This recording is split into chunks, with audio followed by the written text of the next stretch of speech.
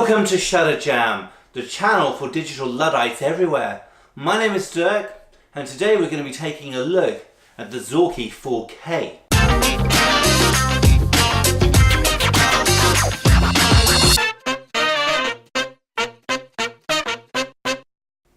The Zorki 4K is a camera unlike any other.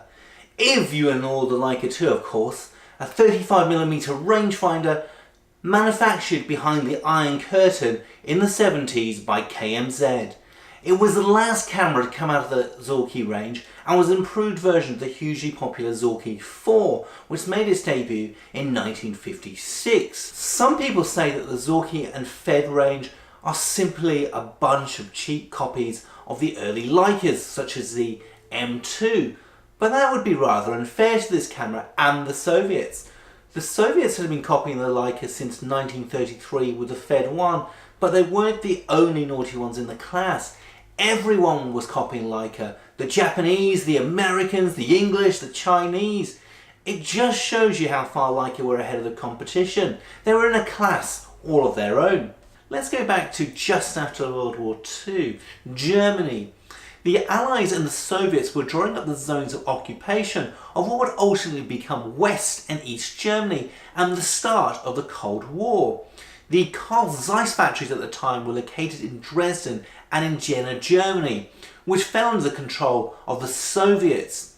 The Soviet army pretty much acquired all the equipment and tooling and shipped this back to Kiev to replace the equipment that the Nazis had destroyed.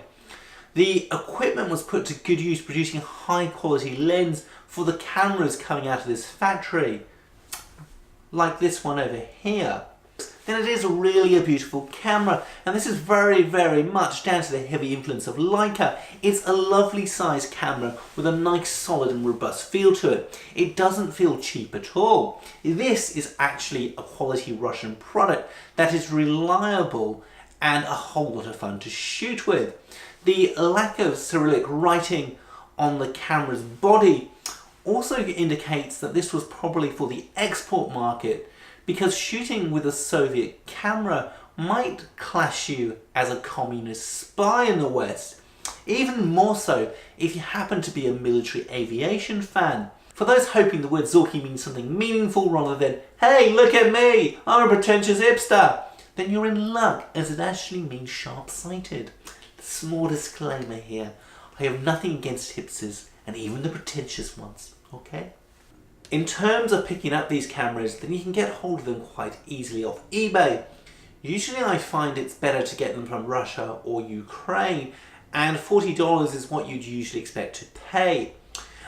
Usually they come with either the 50mm Jupiter 8 lens or the Industar lens. General internet consensus is the Jupiter 8 lens is better in terms of image quality and it's faster, so expect to pay more for this one. Both of these are said to be heavily influenced by the early Zeiss designs, but I guess if you've acquired all the original tooling, then it's not really a copy, is it?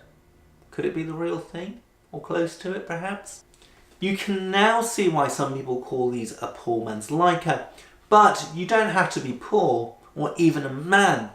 Anyone can shoot these. Always a temptation with the new camera to turn dials at random, as this will reveal the inner workings, bypassing the lengthy manual. With our modern day thinking, we've been conditioned to believe that products aren't designed to easily break, and usually they don't. Well, besides Apple, Sony and Samsung products perhaps. With this camera, however, the speed select mechanism and the shutter are linked. If I was to attempt to change shutter speed without advancing the film and cocking the shutter, I'm going to break the mechanism. This feature isn't just unique to this camera, so it pays quickly to do your homework. So let's get some film into it. Loading the film in this camera is pretty straightforward, but because it's kind of cool, I'm going to run you through it. We open the camera by turning these lugs on the bottom and sliding the back off. We pop the film in like usual. We wind it onto the spool. We replace the back and we're ready to shoot.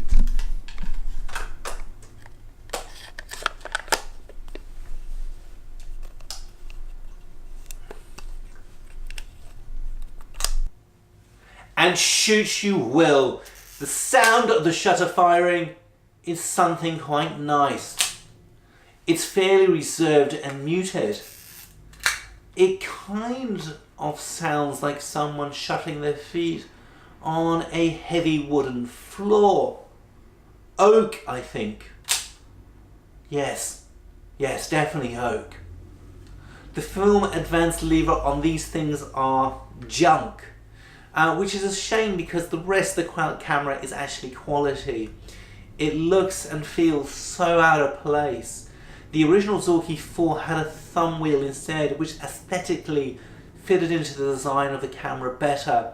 It just feels like a poor attempt to modernise the camera, that's all. And I can't imagine they could have made it any cheaper. Shutter speeds are between 1 second and 1,000th of a second, including a bulb mode. Speeds is done via the dial on the top of the camera. As I mentioned before, it's linked to the shutter, so you can only change the setting once the camera has been wound on. So let's wind on. You'll notice the speed dial moving as well. Only once fully wound on will it show the correct speed. Changing the speed is simply a case of lifting the dial and turning it in a clockwise or anti-clockwise direction. My dial marking has worn off, so it's not easy to see. So have a look at this picture to give you an idea. Now, some of the speeds in particular between a 15th of a second to 1 second will engage a clockwork mechanism. You'll hear it engage and it will sound like a clockwork mouse. The general internet consensus is it's probably best to stay away from these slow speeds as the mechanism can be prone to failure. Also, the manual recommends that you shouldn't store your camera whilst at these speeds. The other thing to mention is that some of the speeds on the dial are really close together, so it can actually be quite difficult in selecting the right speed. 60th of a second and 1/25th of a second are millimeters apart. One last issue I had with the dial is that it's held in by 2 screws. With the force of the shutter being released, if these aren't tight, then it can slip. If it slips, it'll show the wrong speed and it'll be even more confusing. Let's move on to the lens. It's an M39 screw mount lens, which is the same as the Leica. No real surprise there. It's called the M39 because of the diameter of the lens and the fact that the Europeans came up with it. This is the Industyle lens, which is 50mm at 3.5. The lens is very small and compact. The lens is based on a Carl Zeiss Tesla design. Again, every optical company copied these, so no big deal there. Lens is 4 elements arranged in 3 groups.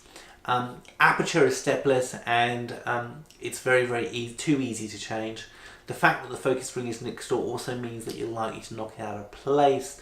The throw in terms of focus is 180 degrees, so there's lots of travel between affinity and near, meaning multiple motions. The focus on this particular one needs a clean and a bit of attention as it's really stiff and it jams up easily. I expect the Soviets used up all their best grease on their MiG fighters because it clearly wasn't used on this lens.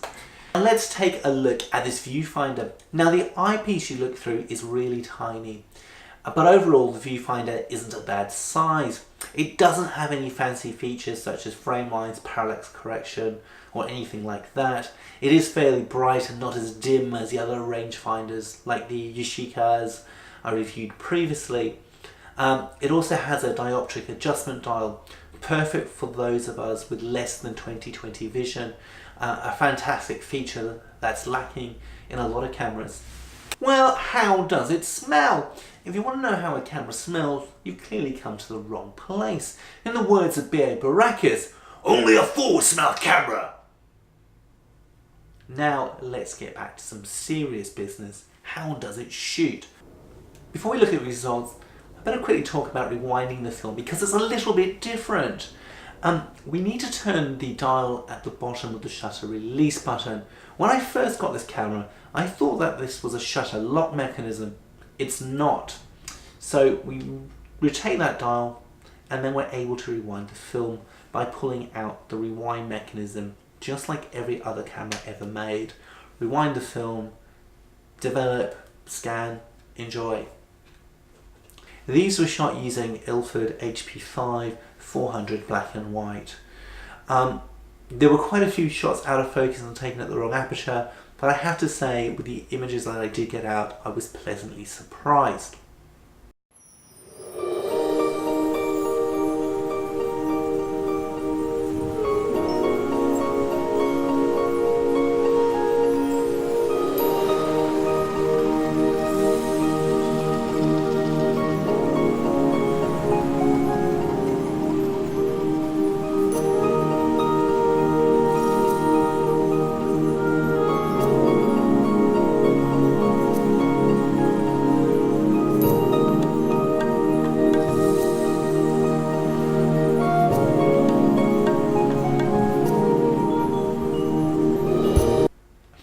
Would I put another film through this camera?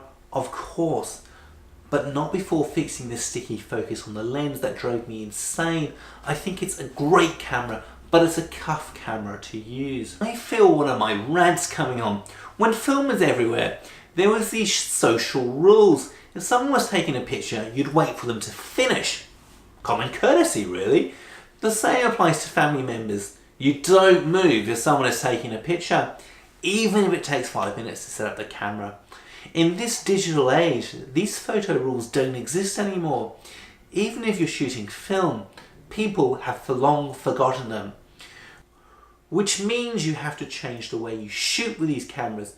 Perhaps use a fixed focus length, learn to judge light, get more familiar with your camera, make sure it's in fully working condition, because all things like this will make it easier for you to get the shot you want. But getting out, taking pictures and having fun is all that matters. And if you capture that perfect shot, great. But if not, there's always tomorrow. So who is this camera for? Well, the camera is fully manual with no light meter. It's quirky but lovable, so it's not for the faint-hearted, but it produces lovely results. So dive in, and why not learn something new? If you're an owner of a Leica, then you probably want to give this one a miss. But then, if you own a Leica, you're probably not watching this, are you? You're probably too busy polishing your Sunnylux. However, if you're looking for a beautiful, powerful, brutally honest, quirky, affordable rangefinder that you'll warm to love and as an absolute testament to Russian resourcefulness, then this undoubtedly would be my camera of choice. Thank you for watching Shutter Jam. I hope you enjoyed this episode. If you'd like to subscribe to my channel to keep up to date with fantastic new content that no doubt will be coming soon, then why not click on this button over here. There's some other fantastic videos on my channel. If you haven't checked them out, then why not click on one of these videos here or maybe down here. I look forward to seeing you next time on Shutter Jam.